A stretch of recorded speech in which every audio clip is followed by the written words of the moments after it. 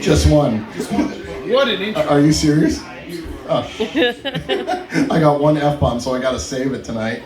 Like it was a PG-13 movie. You gotta pick where you're dropping it. Oh man, I gotta pick it like...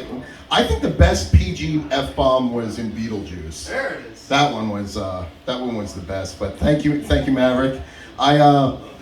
We were doing the Fear Fest horror convention in the Raleigh Fairgrounds, and we went out on Saturday night to see Maverick perform. And I always hate the place when they have the stage right next to the front door, because you walk in, you're like, all eyes on me. No, all eyes on them. And we're sitting next to two women at the bar. And they start talking to us, and next thing I know, the one woman is taking pictures of my tattoo and sending them to her 20-year-old son. And they asked us, so what are you guys doing here tonight? And I'm like, well, we're here to see my friend Maverick and Jim play. And she goes, yeah, we're just here for Maverick. The other guy doesn't count. And I'm like, oh. I'm like, that's my friend. That's mean. And our friend Haley's just laughing because she's like, that's so horrible. But it's like one of those horror laughs. It's like when a little kid runs face first into a wall. You're like, oh. So, but it was great. And I realized that when I text Maverick, I'm like, all right, put me on the roster. I didn't have a photo for your contact. So I took a picture of you when you were sitting on the bar, and that is, it's literally like, it's like one of those hit parader, like old school, like circus magazines. That's awesome. It's just great. So Fear Fest was really, really fun. We did really well, but one of the guests they have is the FX genius, the master of horror, Tom Savini, and he is a phenomenal makeup artist. Did movies like Dawn of the Dead, created what Jason Voorhees looked like as a little kid, and then they brought him back for part 4 and what he looked like under the mask. Now this man is a legend. He's been on The Muppets, a show I grew up with, and he loves my work. And that is like, like people I've met doing this job, it's like icons and people who've entertained me as a child, now like I'm friends with them. And we were doing a show, I think it was like 2014. I had this Grim Reaper bus that I bought at a Marshall's. It was very plain, so I gussied it up, make it look older, and put blood on it and gored it up a little bit. He walked past the booth 5 times. He was like, is that for sale? And I'm like, no, it's a decoration. I don't really want to sell it. The 5th time, he's just like, throw a number out. My friend is working with me, goes, dude, we're not having a great show. Throw a number at him. And he goes, all right, $300. He pulls out a wad of $100 bills. I'm like, God damn it, why didn't I say 4 or 5? But there was a time in February 2017, we were down in, right on the border of North Carolina and South Carolina for the show Mad Monster Party. It's usually in Charlotte. He comes up to me on Saturday, he goes, so I want you to make me teeth. And I'm like, so now it's just like, oh shit. And it's like, now the pressure's on, because now I'm doing what he does professionally for him. He goes, so I want a full top row, 3 fangs on either side, and I want you to make my front teeth and my bottom teeth. So full top and bottom. I'm like, okay. I'm like, just no fangs on the front teeth. He's like, no, I got small teeth, so I want you to make me teeth. I'm like, okay. I'm like, so what time are you here tomorrow? Till. And he goes, I leave at 2 o'clock.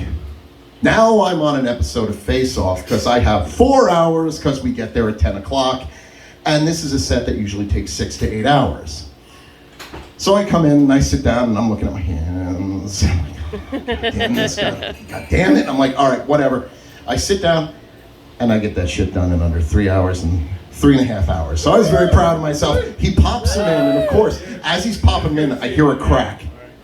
But it was just them popping in. So I'm like, oh my God. So he goes, what do I owe you? And I'm like, I just threw a number out. He was like, all right. He hands me his platinum Tom Savini credit card.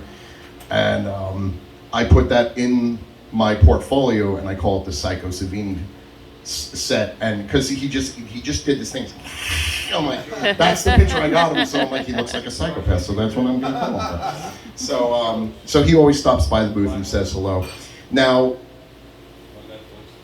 there's a movie, I don't know if anyone here has seen it, because you guys all seem really classy, but there's a movie called Jeepers Creepers. and they had the truck there, and they had this 6'4" built dude that dressed up. He literally looked like he walked right out of the movie. The girl Haley that was working with us is terrified of him. Like she was dropping a load in her pants, just walking. She goes, "Oh God, there's the truck." I'm like, "It's fine, relax." And then I'm a dick. I'm like, "Is that the creeper?" She's like, "What?" So she meets a nice guy that's at the show, and he's hanging out at the booth. And I'm like, "God damn these creepers." It's like, I know she's a pretty young girl, but he actually turned out to be a really nice guy and actually ended up helping us out. But he knew the creeper.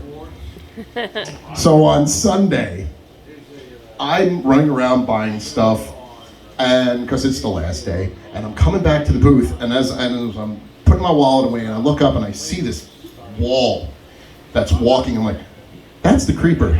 Oh shit, that's my booth. And he's walking up. I'm like, so I'm slowing down because I don't want him to walk in and go, "Hi." And so he stops. She looks up. I walk right. I'm like, "I had nothing to do with this. I swear." There is a video on my TikTok. If you look up Horror Show Jack, you can see the video of the whole encounter. And he took a picture with her. He was nice about it. And he goes, "I don't do this with most people." But he pulled the glove off and he goes, "See, I am human." Because I've worked at a haunted house before. It is the greatest job. But sometimes when you see someone collapse and you have to go, "Are you okay? Are you okay?" And then you have to now help them and get them out to the emergency exit. And it is the greatest job in the world to have. You're paid to scare people. I jumped out at a woman once. She scared me. Not because she made me jump. I just turned around her and like, "Bah!" And this woman had to be 70 to 75 years old. She looks up at me and goes like this. And I'm so, and then she points at my face and starts laughing. I'm like, "Go." I waved her whole group on. I'm like, "Go." They're like, I'm like, "I'm supposed to scare you, not the other way around." So this is an old story. I used to work at Tower Records. Anyone remember that star? So I talked about this convention I did, Exotica. It's a 3-day porn convention. It's not the usual type of convention I do, but it is a 3-day party. Everyone is wonderful there. But porn's not really my thing. I know everyone's calling BS on that, but no. But when I was 21, 22 working there, they got rid of VHS rentals. Now I'm really dating myself. And it's just like pure DVD. So I've never bought an adult movie before. So I'm like, they're $3. So I grab one that says Forever Night.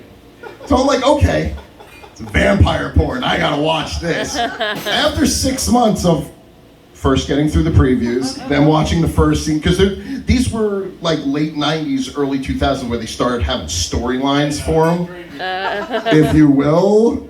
Not one person in this entire movie, in any of the scenes, had fangs. It was just, there was this one old guy that had this whole Victorian outfit, and he just sat and watched. At every scene, he's just in the background, and looking like, he just had this look on his face, was like, "I wish I could still get hard." Then there was one called Ritual, and just for pure morbid curiosity, one called Filth. And I had no idea what was in these because the thick VHS holders where they had 18 plus on it and a white piece of paper around the whole DVD thing, the VHS thing. So I bring them home, and I'm 21, 22, so I'm still living at home because I'm working at Tower Records and not making enough money to move out on my own. And I had a phenomenal, and still have a phenomenal movie collection. So on nights when I'd go out on Friday or Saturday, my parents would take movies from my room and watch them. Oh. Don't ruin it, don't get ahead of me.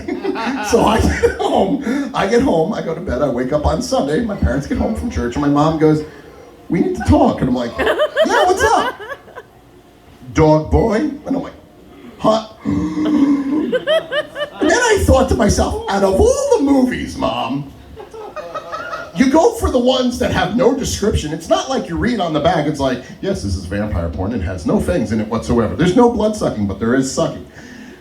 None of that. And I'm like, and out of all of them, Forever Night, Ritual, Filth.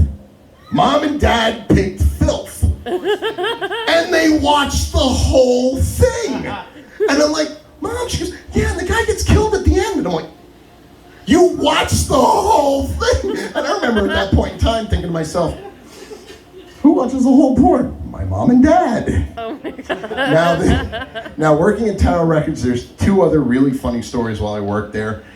There was the worst thing I've ever done to a person, but they earned it. When you're a manager at Tower Records, by that I mean supervisor, you do all the grunt work and the managers get all the glory. So you open, you close, you have countouts, you have your own section, you deal with the ticket master. This was before computers that you can buy them online. So I'm dealing with one customer, and this one woman is giving one of my employees a really, really hard time. So I look at my customer, and I'm like, could you excuse me for 1 second? And she goes, yeah, do what you have to do. So I come over, and I start writing out the return form. And my handwriting is dog shit to begin with. It's 10 times worse. It's like chicken scratch meets Egyptian hieroglyphics when I'm writing fast. Now, this woman hasn't heard me talk, hasn't heard me say a thing. And she just says, that's not your real handwriting, is it? What, retarded or something? And poof, the light goes off inside my head. Oh, no. It's time to mess with someone. So I just slowly look up at her, make dead eye contact, and go, I'm doing the best I can. And she drops all her stuff and leaves the store. And everyone looks at me, I'm like, and that's one bitch that won't be calling anyone retarded for a while. So she will not come back in the store until I go in the back. So I go in the back, she comes in, someone else rings her up, and she's just doing it's like paranoid, like, And then she starts darting for the door, and I come running right out, and I walk right up there, like, have a good night. And you just see the gears like, she couldn't believe I had the balls to do that to her.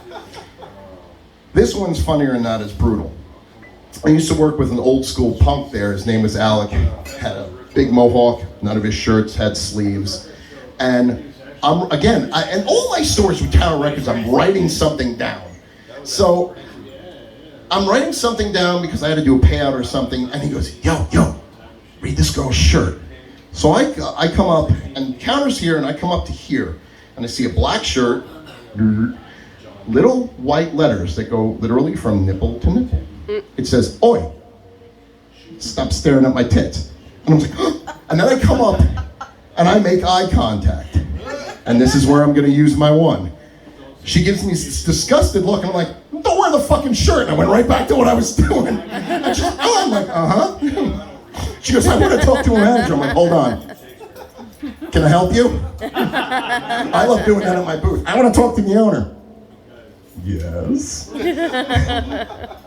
Now, everyone here has been in love at one point or another and said that magical phrase to someone. Bold of you to presume. I figured. Well, have you ever gotten cute with the person like, I love you too, I love you more, and then get this back? That happened to me recently. So, What? He was in trouble. so a friend of mine, someone very close to me, was telling me a story about her abusive ex. And she goes, I want to tell you something. I know you're going to laugh. I'm like, what kind of asshole do you think I am? I'm not going to laugh at the story you're telling me about abusive ex. She goes, no, it's funny. I just don't want you to ever do it to me. And I'm like, I'd never abuse anyone. I've been the abused. I've never abused anyone I've ever been with. And she starts telling the story.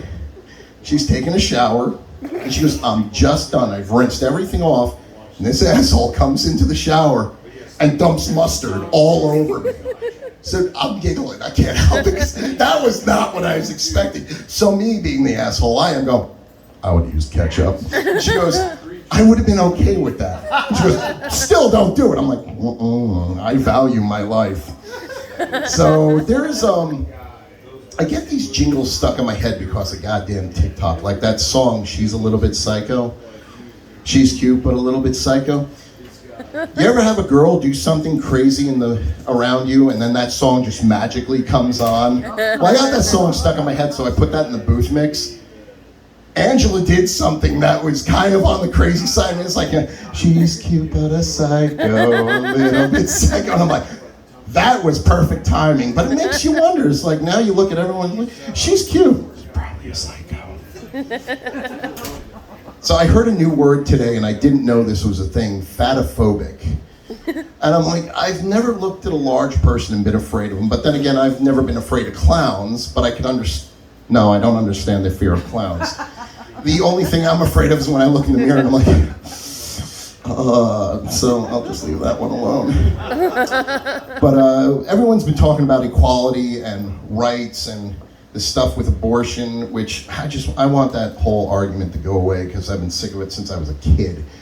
And just stop arguing. If you don't want one, you don't want one. If you need one, you need one. Whatever, who cares? Shut up. Woman's choice, men, shut up. But I want equality for men, women, white, black, yellow, brown, green from Mars, who cares? Gay, straight, trans, whatever the adjectives or the words are, because I'm too stupid to memorize all of them. Actually, it's not that I'm too stupid. I'm just too goddamn busy to start doing book work again. I don't care. I don't want to offend anyone, but also I just want equality for a selfish reason. So everyone could just shut up and stop arguing about it. I'm just tired of it. Thank you. So, I'm going to close on this just because this is a horrible story. A friend of mine was telling me a story, and they were trying to say the word sex offender, and they said sex defender. I don't get that. That goes to him. I do this for free because it's fun. It's for you. I appreciate it. And so I said sex defender. So I'm like, I just picture a guy just standing there, stop. These two are having sex. Do not bother them. They need those in horror movies, you know, like Jason Voorhees has been the biggest cock blocker since 1980. So, but then I didn't do this. In 2019, when I lived in Jersey, we were driving out to New Orleans, and there's this place in Alabama that we stopped because it's the first weekend of January, so the Christmas lights are still out. And they had these amazing Christmas lights. Some of them are really beautiful. Some of them are really suggestive. It looks like a reindeer on a pole, like Dirty Dancing. So it's me, my friend Matt, and my friend Morgan and Taylor, and we noticed this little red car next to us going up and down. And I was like, are they? Like, it's so light here. It's brightly lit. So I'm curious. I don't care. So I walk right up, and I just see an ass going. So me being the person that I am, I pull up my phone and I start recording, and I'm like, yeah, get it. Now, the child in my brain wanted to just go up and start banging on the window. But I'm like, if this guy comes running out, how hilarious to me that would be, a naked man come running out at me mad. But I'm like, I have two females with me that are more on the dangerous side. He'd get hurt, not them. But my friend Matt walks with a cane because of a severe back injury he has. So I'm like, you know what, we're just gonna leave. But then there was this one time. I was 17, and we started this ritual in high school. After Thanksgiving, we're done with all the family stuff. We do what we call as a kamikaze movie hit. We go to the movie theater, and whatever movie is closest to when we got there, we go see. So we went and saw Alien 3. Now back then I was driving a black Dodge Neon, shut up.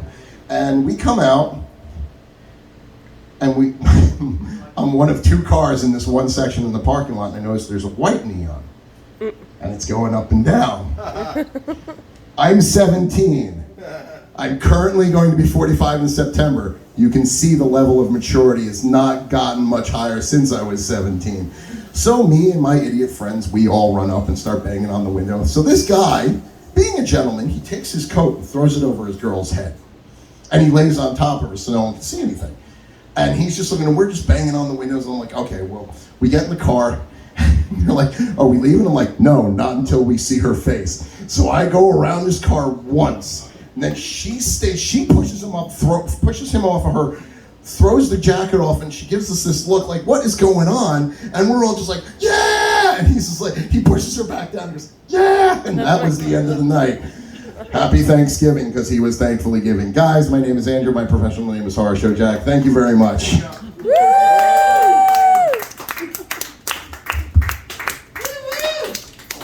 And also who? Hey, look at that. It's getting Paul.